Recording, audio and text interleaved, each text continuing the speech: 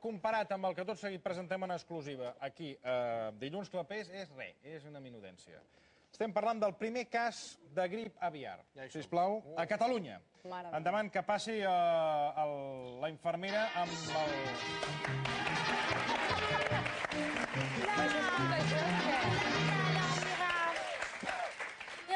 Mi pollito malo, está muy malito mi pollito, mira, pollito.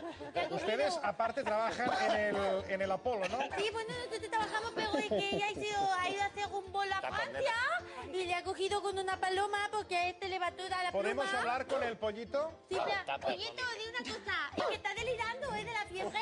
Pollito. Hola, buenas noches. Este pollito delira, le he puesto el termómetro y ahora se ha puesto así. Le quería dar una aspirina infantil, pero no puedo dársela porque no tengo, pero mira. El castellano está buscado en Cataluña. ¿Lo ves? Está delirando, pollito. El castellano es que no lo he entendido, como no vocalice. Dilo, a ver, pollito. Te digo que el castellano está buscado en Cataluña. Perseguido, quiere decir, ¿no? Perseguido, buscado. Es que se tengo fiebre. Realmente está fatal, está con la gripe aviar. Ya se lo puede llevar, gracias. Ya se lo llevamos a planta. Sí, lléveselo.